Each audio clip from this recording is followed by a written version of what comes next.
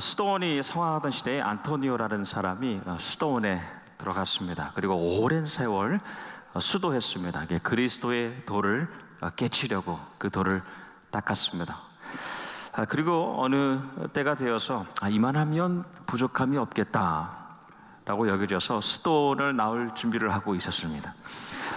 마침 이 수도원 문 앞에 구두를 고쳐주는 수선하는 일이 수선공이 있어서 구두를 고치고 나가면 좋겠다 생각이 들었는지 고쳐달라고 부탁을 했습니다. 그리고 맡기고 옆에 잠깐 서서 기다리면서 그것을 보고 있었어요. 그러다가 말을 걸었습니다. 식구가 몇이나 됩니까? 그러니까 수선공이 아이들이 8이고 아내하고 저 10식구입니다. 그 수도사가 놀라서 아니 수입이 얼마나 되시오? 그 많은 식구 먹여 살리려면, 부양하려면 이 신발 고치는 거 돈으로는 되지 않을 텐데 라고 연민하고 염려했습니다. 근데 수선공이 아무 답이 없는 거예요. 그렇게 수선공은 조용히 구두를 이렇게 기우고 있다가 답을 합니다. 수도사님, 저는 다만 주의 종이 오랫동안 편히 신을 신을 수 있도록 신발을 고쳐드릴 뿐입니다.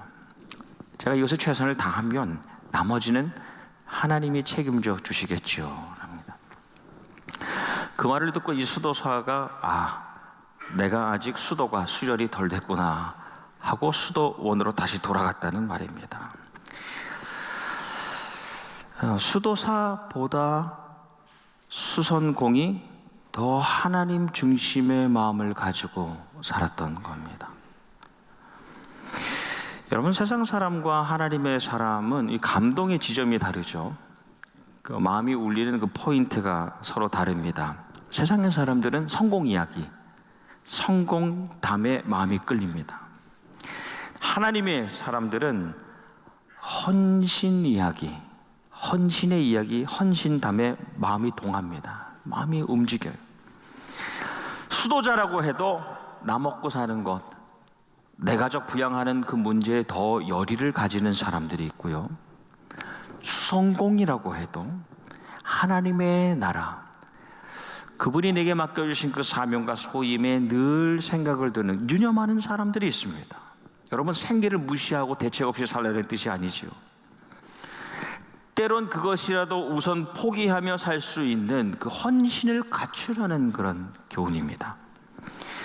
여러분, 하늘에 전에 없었던 별이 떴습니다. 한 별이 야곱에서 나오며라는 메시아 예언 말씀의 성취입니다. 또 말씀에 나 예수는 다윗의 뿌리요 자손이니 곧 광명한 새벽별이라는 이 어두운 밤의 시대에 가장 밝은 빛으로 오시는 왕들 가운데 왕 대신 그리스도에 대한 예언이 이제 이루어지는 것을 별을 통해서 보여주시는 겁니다. 하나님께서 이 별, 그냥 별이 아닌 가장 빛나는 별을 도구로 예수님의 오심을 보여주셨습니다. 우리가 반짝반짝 빛나는 별을 볼 때에 우리는 항상 그 별을 통하여 예수님을 발견할 수 있어야 되는 겁니다. 그냥 장식이 아니에요. 말씀의 성취에 대한 별에 대한 그 별을 바라보는 이 사람의 반응들이 각각 달랐습니다. 그 시대에도 서로 다른 응답에서 정말 그 사람들이 무엇을 중심으로 살아가고 있는가, 삶의 중심이 어디 있는가를 우리가 볼 수 있습니다. 첫 번째, 예수님의 탄생의 소식을 먼저 듣게 되는, 건너 듣게 되는 헤롯이죠. 헤롯은 로마 제국의 그 식민지에 보내는 지역왕, 분봉 왕이었습니다. 근데 헤롯은 한 사람이 아니에요. 4명의 왕이고, 여기에 나오는 헤롯은 4명의 왕 가운데 첫 번째 왕이었던, 아버지였던 헤롯 대왕입니다. 무려 34년을 통치했는데 유대 지역에 가서 통치하지만 유대인이 아니었어요. 에돔 사람입니다. 그러니까 인기가 없었죠. 이 헤롯 왕이 유대인들의 인기를 끌기 위해서 했던 것이 무엇이냐? 이 무서운 일인데요, 성전을 재건합니다. 자기가 하나님에 대한 마음이 있어서가 아니라 내가 사람들의 인기를 끌기 위해서 성전을 수리하고 보수합니다. 이때의 헤롯이 동쪽에서 온 박사들로부터 소식을 듣는 거예요. 만왕의 왕이신 분이 유대 땅에 태어나셨다. 내가 사람의 인기를 끌기 위해서 여기까지 왔는데 또 다른 왕이 났다는 겁니다. 그 말을 듣고, 그 소식을 듣고 말씀해 보니까 헤롯 왕과 온 예루살렘이 소동한지라. 근데 이 말씀을 풀면 이렇습니다. 헤롯 왕과 예루살렘에 있는 그의 모든 측근들이 아기를 잡아 죽이려고 분주하게 움직였다입니다. 그래서 말씀에 헤롯이 박사들에게 별이 나타난 때를 묻죠. 시기를 묻습니다. 왜냐? 그 시기를 물어야지 그 다음에 태어난 아이들, 그 아기들을, 그 나이를, 연령을 유추해서 죽일 수 있기 때문에 실제로 그런 일이 벌어지죠. 2살 아래로는 다 죽여버리죠. 아기에 대해 자세히 알아보고 내게도 알려줘서 그 다음 말이 엎드려 경배하게 하라는 겁니다. 그런데 여러분, 이 헤롯의 진짜 목적은 무엇입니까? 예수님께 경배하기 위해서가 아니었죠. 우리가 잘 알고 있습니다. 그 예수를 죽이기 위해서였죠. 헤롯은요, 자기 중심의 삶을 살아가는 사람을 상징합니다. 자기 중심적인 사람입니다. 자기 명예와 권력과 자리를 위해서라면 하나님의 사역이 이루어지는데 방해합니다. 하나님의 나라가 세워지는데 대적하는 사람들입니다. 그 잔혹성이 베들레헴 지역의 2살 아래 아이들을, 남아들을 잔혹하게 죽이는데 이르게 됩니다. 근데 결국 뒤에 보면 이 헤롯이 6번 이혼해요. 그리고 가정이 완전히 파탄납니다. 자기 아들들을 자기가 죽입니다. 비참한 죽음을 자신도 맞게 됩니다. 여러분, 자기 중심으로 사는 사람은 저는 이렇게 표현하고 싶습니다. 자기를 스스로 죽음으로 자기를 마치게 됩니다. 내가 죽음으로 다 끝나게 되는 겁니다. 그게 자기 중심적인 삶의 사람의 특징입니다. 두 번째는요, 예수님의 탄생의 소식을 곁에서 엿들은 사람들입니다. 직접 전해 듣진 않았어요. 대제사장과 서기관들입니다. 우리가 잘 아는 대로 신앙에 있어서는 으뜸이 되는 사람들이죠. 자부심이 대단한 지도자들입니다. 하루 종일 말씀을 읽는 사람들이고, 말씀을 외우는 사람들이고, 말씀을 가르치는 사람들입니다. 그리고 말씀을 통해서 사람을 판단하는 사람들입니다. 그래서 헤롯이 메시아가, 그리스도가 어디 태어나겠느냐라고 질문했을 때 너무너무 잘하니까 바로 즉답을 하지 않습니까? 미가서의 말씀에 이 메시아가, 이 그리스도가 유대 베들레헴에서 난다. 거기서 한 다스리는 자가 나와서 이스라엘 목자가 되리라고 했습니다 라고 명확하게 답을 합니다. 신앙의 지식과 신앙의 경험은 풍부한 사람들입니다. 근데 결론이 어떻게 됩니까? 세속적인 세상의 왕을 도와주는 자로만 남습니다.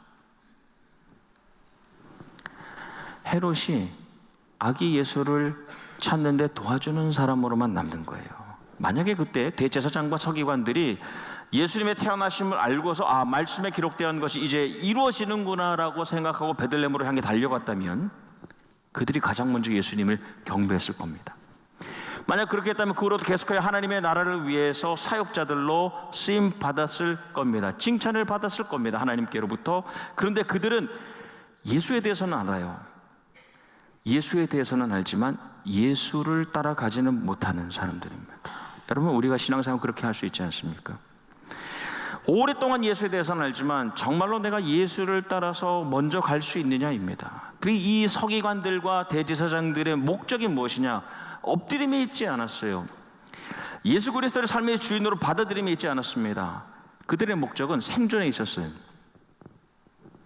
어떻게 하면 살아갈 수 있을까? 이 대제사장과 서기관들은 그래서 상황 중심의 사람들입니다. 겉으로는 하나님을 진심으로 경배한다고 하지만 속으로는 항상 주변 사람들을 살펴봅니다. 그 사람들을 생각하고 머리로 계산하고 그 사람들을 따라가는 사람입니다. 하나님의 말씀을 잘한다고 자부하지만 결국에는요, 이 예수님을 죽이는 일에 이용되지 않습니까? 악한 헤롯이나 약한 지도자들이나 결론은 똑같아요. 예수님을 죽이는데 사용됩니다. 결국 예루살렘 성전이 무너질 때에 그들이 지켜온 모든 것들이 함께 무너지게 됩니다. 마지막 우리가 잘 아는 예수님의 탄생을 별을 통해서 직접 본 박사들, 동방의 박사들입니다. 이들은 유대 동쪽, 지금의 페르시아 지역에서 별을 연구하는 천문학자라고 하지만 사실 천문학자 이상의 가치를 가진 사람들입니다. 지혜로운 현인이었고 그 시대의 지도자들이었으며 왕이라고 불릴 수 있는 사람들입니다. 또한 우리가 잘 아는 것처럼 3명이 아니에요. 정확히 3명이라고 말씀은 우리에게 알려주고 있진 않습니다. 근데 복수형이에요. 이게 참 중요하죠. 2명 이상이었다는 겁니다. 2명. 2명 이상이 같이 길을 간다는 것. 여러분, 부부가 길을 같이 갈 때도요, 다투나요, 안 다투나요? 질문이 잘못되었습니다. 안 다투기가 쉽지 않죠. 이 스테이트먼트도 잘못된 것 같아요. 이건 다른 기록이지만 3명, 아마 그들이 드렸던 그 예물의 개수에 따라서 3명이지 않을까로 추측할 뿐인데, 먼저는 단신의 노인이었던 백인 멜키오르, 중년의 검은 얼굴을 가졌던 흑인의 말타사르, 거구의 큰 몸집의 황인이었던 가르파스, 그러니까 나이도 다르고 출신도 다르고 배경이 완전 다른 사람들입니다. 이 사람들이 함께 별을 봤다는 겁니다. 나성영락계 교인들이 미국에서 태어난 자녀와 이북에서 태어난 조부모가 함께 별을 보는 겁니다. 함께 깨달았습니다. 하나님의 일하심을. 그리고 함께 일어납니다. 900마일이에요. 대략 900마일. 정말 안 놀라세요. 우리 지금은 비행기 타면 금방 가지만요, 2000km를 가는 겁니다. 못해도 3주는 걸리지 않았을까. 페르시아에서 이스라엘까지. 수많은 어려움이 있지 않았겠습니까? 밤낮이 얼마나, 요즘 캘리포니아도 여러분이 사막교에 가깝기 때문에 밤낮이 80도 올라갔다가 40도 내려가잖아요. 그 지역은 엄청난 일교차가 있습니다. 기갈, 뭘 먹을지 뭘 마실지 모릅니다. 짐승의 공격과 강도 위협, 어려움이 있지만 별을 같이 봤어요. 별을 같이 본다는 것. 그들의 유일한 목적은 하나, 예수님을 만나서 엎드리자입니다. 경배하자입니다. 이 동방박사는 하나님 중심의 삶을 상징하는 사람들입니다. 자기 중심도 아니요, 상황 중심도 아니요, 하나님 중심의 사람들입니다. 하나님께서 지금 무슨 일을 하고 계시는가, 무엇을 보여주시는가, 하늘의 별을 통해서 나타나는 그것에 집중하는 사람들입니다. 여러분, 하나님 중심의 사람들이 3가지 특징을 가집니다. 첫 번째, 어두운 밤하늘에서 별을 보려는 소망의 사람입니다. 시대가 암흑이었어요. 말라기 이후로 400년 동안 하나님의 말씀이 임하지 않았습니다. 근데도 하늘을 바라보는 사람들입니다. 하나님 중심으로 사는 사람들은 항상 소망이 있습니다. 두 번째는 밝게 빛나는 별을 보면서 그 별, 자연 현상을 보는 것이 아니라 그 안에 담겨 있는 미리 보여주신 예수 그리스도를 볼 수 있는 믿음의 사람들입니다. 보이지 않지만 보는 사람들이에요. 하나님의 사람들은 작은 현상을 가지고도 하나님의 일하심을 느끼는 사람들입니다. 그래서 믿음의 사람입니다. 3번째, 여러분이 길이 어렵다고 그랬잖아요. 그런데 별을 따라가는 그 길은 거칠어도 함께 가야 되는 길입니다. 서로 이해하는 거예요.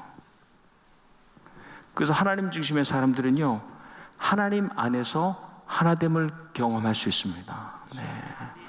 그러니까 여러분, 운전해서 부부가 다투면서 예배 자리로 오는 것은 큰 죄이죠. 네. 큰 잘못이지 않습니까? 네. 하나님 중심의 예배를 드리러 가는데 작은 의견의 다툼으로 그 길을 건강하게 못 간다면, 여러분, 하나님 중심의 사람들은 그래서 사랑의 사람입니다. 이해해 주는 거예요. 저 별을 따라가기 위해서는 우리가 이러면 안 된다는 겁니다. 별이라는 그 피조물을 통해서 보여주신 하나님의 계시의 말씀을 끝까지 따라가는 사람들이 결국 예수님을 만납니다. 하나님 중심의 사람들이 예수님을 만나게 되는 겁니다. 우리가 그런 하나님 중심의 사람 되기를 주님의 이름으로 축복합니다. 여러분, 하나님께 전심으로 엎드릴 수 있는 사람, 여러분, 나 우선이 아니라 하나님 우선인 사람은요, 항상 하나님께 드릴 것을 생각합니다. 아멘이 왜 없으세요? 항상 이 드릴 것을 얘기하면 아멘이 별로 없으신 것 같아요. 반대로 말하면 하나님께 정말 헌신하는 사람들, 하나님께 드릴 것이 있는 사람들은 진정한 엎드림을 이룰 수가 있습니다. 물질이 있는 곳에 마음이 있어요. 하나님 중심의 삶을 사는 사람들은 분명히 하나님을 사랑하는 사람들 아니겠습니까? 하나님을 사랑하는 사람들, 곧 그 뜻대로 부르심을 입은 사람들. 하나님 중심의 사람들에게는 하나님께서 하나님을 사랑하는 사람들이라 하시고 그들에게는 분명한 부르심을 주십니다. 근데 그 부르심을 이루어가는 데에는 내 뜻대로 되지 않는 것 같아도 합력하여 선을 이룹니다. 하나님의 뜻을 이루어드립니다. 여러분, 동방박사가 드리는 세 가지 예물, 황금, 유향, 몰약, 이들이 어떻게 이것을 준비했을까? 저는 그들이 지식과 경험에서 이것이 우러났다고 생각하지 않습니다. 하나님을 사랑하여 하나님의 뜻, 그 부르심을 입었기 때문에 하나님께서 그 하나하나, 내가 깨닫지 못할지라도 하나하나를 알려주시고 준비하게 하셔서 선을 이루시려고 하나님께서 그들을 사용하신 겁니다. 그래서 돌아보면 이 모든 것들이 사람의 역사가 아니라 하나님을 중심으로 살아가는 사람을 통해서 일하시는 하나님의 역사를 우리가 고백하게 되는 것이죠. 우리가 잘 아는 대로 첫째, 황금, 가장 귀한 금속이죠. 왕에게 나아갈 때 반드시 가져가야 된다라는 그런 명언이 있습니다. 오래된 말이 있습니다. 예수님의 왕되심을 보여주는 겁니다. 두 번째, 유향, 가장 신비한 액체입니다. 유향은 간단히 말해서 제사장 냄새입니다. 제사 드릴 때 가져오는 그 액체, 그래서 제사장에서만 나는 그런 액체입니다. 향입니다. 그것은 예수님이 제사장 되심을 보여주는 겁니다. 세 번째, 몰약. 몰약은 가장 희귀한 약재입니다. 그래서 이 통증을 완화시키는 그런 효과가 있죠. 그래서 고통을 안고 살아가는 예언자들을 위해서 쓰일 것입니다. 그래서 예수님이 예언자 되심을 보여주십니다. 이 세 가지 예물, 장차 예수님께서 살아내실 그 삶을 뜻하는 세 가지 예물, 이 예물은 아무나 드릴 수 있는 것이 아니었고 하나님께서 아무에게서나 받기를 원하시는 것이 아니었어요. 하나님께 드리는 예물은 하나님께 아무나 드릴 수 있는 것이 아닙니다. 여러분, 우리가 헌금을 준비합니다. 근데 여러분, 돈을 드린다고, 돈을 넣는다고 해서 그것이 헌금이 되는 것은 아니에요. 하나님이 계수하시는 헌금은 엎드림 다음에 이어집니다. 엎드리고 예물을 드려요. 하나님이 정말 받기를 원하시는 예물은 엎드림을 완수한 사람들이 드릴 때에 하나님께서 흠양하시는 물질입니다. 오직 하나님 중심의 삶을, 엎드림의 삶을 살아드릴 수 있는 사람들, 그들을 통해서만 하나님이 받기를 원하시는 겁니다. 저는 그래서 온라인 헌금 처음 시작할 때 조금 염려가 됐어요. 근데 기능적으로는 참 편하죠. 그렇죠? 바로 연결해 놓으면 매달 보낼 수도 있고 자동으로 나갈 수도 있고.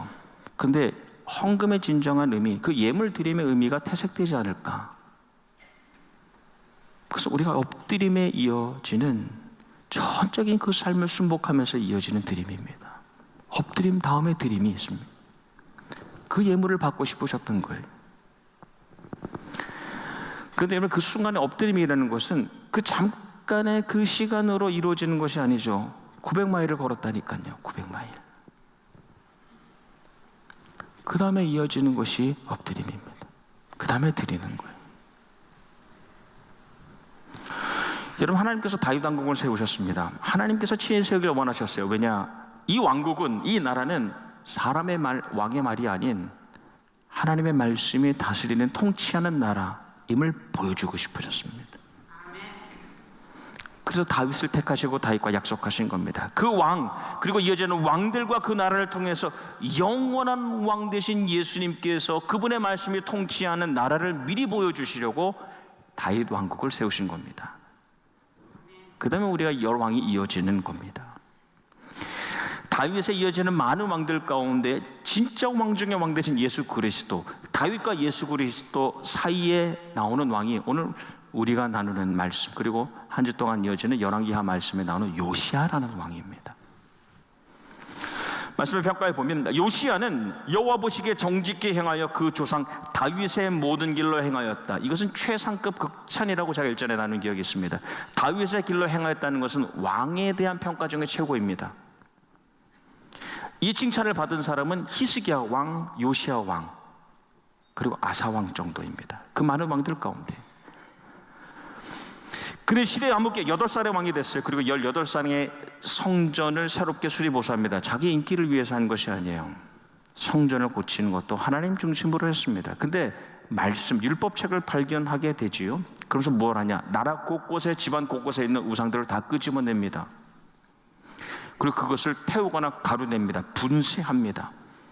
그 다음에 했던 것이 우리가 엎드리자입니다. 그래서 유월절을 선포하는 거예요. 유월절을 선포하고 가정에 숨어 있었던 사람들, 자기 중심으로 상황 중심으로 사는 그 백성들을 끌어내서 엎드리게 하는 겁니다. 그것이 이 유월절입니다. 그래서 이 말씀에 보면은 이와 같이 마음을 다 기울이고 생명을 다하고 힘을 다 기울여 모세의 율법, 그 말씀을 지키며 주님께로 돌이킨 왕은 이전에도 없었고 그 뒤로도 다시 나타나지 않았다입니다. 실제로 그랬죠. 요시야 왕이 죽고 난 다음에, 남유다가 망하고 난 다음에 하나님 말씀 중심의 진짜 유월절이 드려지지 못했습니다. 사사시대부터 왕대리 시대까지 이렇게 유월절을 지킨 일이 없었다. 헌신의 유월절이 사라져요. 근데 이 사라졌던 유월절을 예수 그리스도께서 오셔서 친히 자신이 유월절의 어린 양이 되심으로 온전한 헌심, 자기를 완전히 드리는 유월절을 완성하신 겁니다. 하나님께서는 한 번의 경배, 한 번의 예배라도 이 정도면 되었다가 없습니다. 그래서 한번 예배를 드리고 가면 이 경배 안에서 항상 아쉬움이 남아요. 내가 정말 하나님께 엎드렸는가? 내가 하나님 기뻐하실 만한 그런 예배를 드렸는가? 내가 정말 전부를 드리는 엎드림을 완성하고 가는 것인가? 말씀을 맺습니다. 우리 동방박사 여정은 너무나 잘 압니다. 어릴 때부터 많이 들었던 이야기입니다. 처음부터 마침까지 하나님의 인도하심과 동행하심을 경험했습니다. 근데 이게 마지막에 있는 장면, 딱 한 절로 요약되긴 하지만 모든 사역을 다 완수하고 그들이 이제 가게 되는데 같은 꿈을 꿉니다. 같이 별을 봤던 사람들이 같은 꿈을 꾸는 겁니다. 헤롯에게로 돌아가지 말라.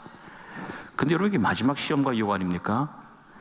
헤롯에게 돌아간다면 뭐라도 나오지 않았겠어요? 베들레헴 가보니까 정말 거기 태어났더군요. 어서 가십시오 하면 뭐라도 나왔겠죠. 헤롯의 보상을 기대하지 않았습니다. 돌아갈 수 있지만 돌아가지 않아요. 보여주신 꿈을 따라서 하나님 맡겨주신 사명과 소임을 완수해 가는 겁니다. 한 명이 아니라 3명이다. 아니, 3명이 꼭 아니지만 여러 명이 다 같이 합력하여 하나님의 뜻을 이루어드립니다. 하나님께서 우리에게 보여주신 그 별, 이 별은 하나님께서 우리를 향하여 하나님의 원하시는 그 삶의 방향입니다. 그 별이죠. 그 별을 따라 살아가기를 원하는 것이고, 하나님께서 때때로 보여주시는 꿈, 이것은 방법입니다. 그 방법에 순종하며 살아가기를 주님의 이름으로 축복합니다. 여러분, 크리스마스에 자기 중심, 상황 중심으로 살아가는 사람이 얼마나 많습니까? 우리 나성경락회 교인만은 오직 하나님 중심,